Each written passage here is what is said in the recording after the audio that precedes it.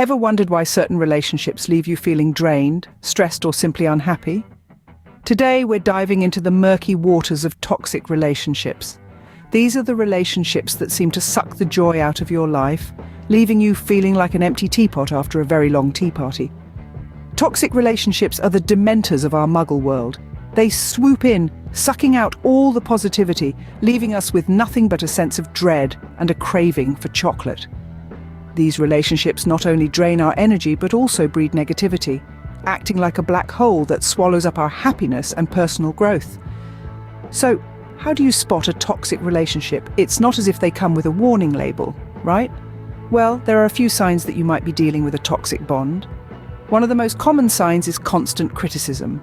If you find yourself under an endless barrage of criticism where nothing you do seems to be good enough, you might be in a toxic relationship. Another sign could be a lack of support. Relationships are like a good bra. They should lift you up, not bring you down. If your relationship is more of a downer than an upper, it might be toxic.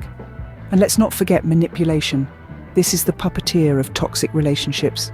It's when you find yourself doing things you don't want to do, or agreeing to things you don't agree with, all because someone else is pulling your strings.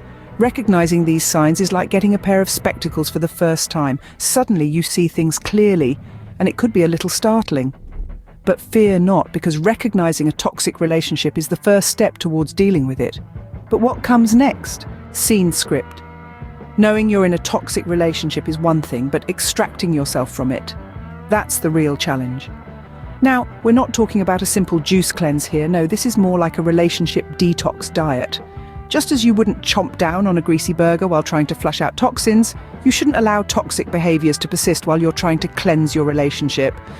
So, how do we start this detox? Well, first off, we need to set some boundaries.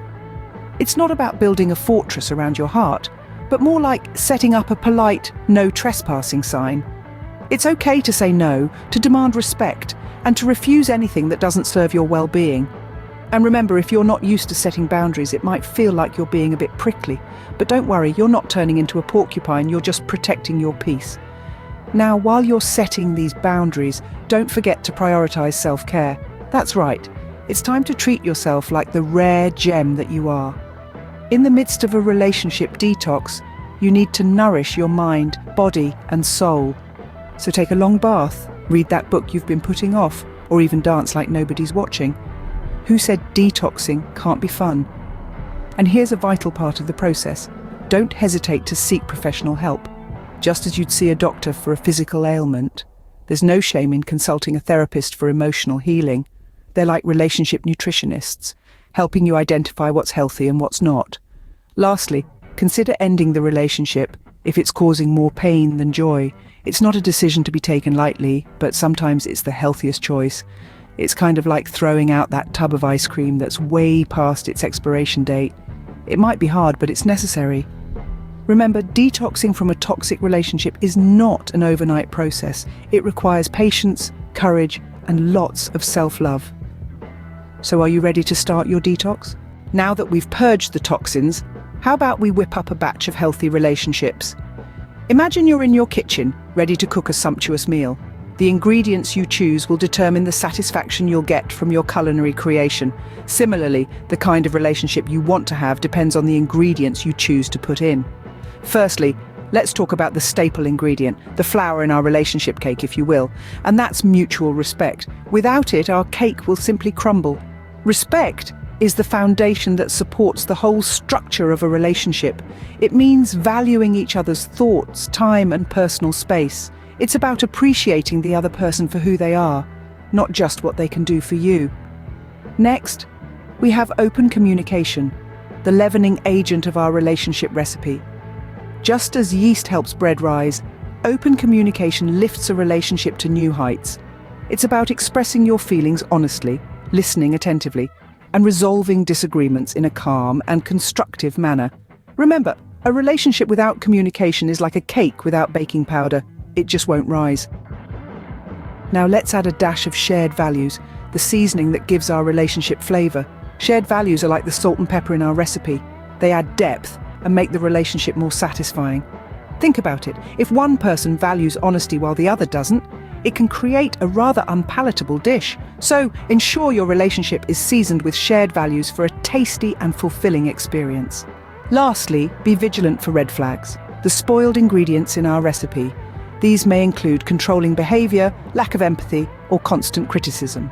Just as you would toss out a rotten egg, discard these toxic traits from your relationship pantry. Remember, a good relationship, like a good meal, doesn't just happen. It's cooked up with care, attention, and the right ingredients. Just like a gourmet dish, a healthy relationship takes time, effort, and the right ingredients. Before we part ways, let's take a quick stroll down memory lane, shall we? Today, we've journeyed together through the murky waters of toxic relationships, learning to spot the signs and navigate a path to healthier interactions. We've explored how to recognize those draining dynamics that can leave us feeling emotionally depleted. Then we delved into the detox process, not a magic potion, but a blend of self-awareness, setting boundaries, and seeking support. We've learned it's okay to say no, to protect our mental and emotional well-being, and that it's perfectly fine to seek help when the going gets tough. Finally, we've whipped up the recipe for healthy relationships. Ingredients: respect, communication, and trust, with a sprinkle of shared values and a dollop of mutual growth. Remember, you deserve relationships that energize, inspire, and support you, so don't settle for anything less. Here's to building relationships that are more tea party, less toxic waste dump. Cheerio!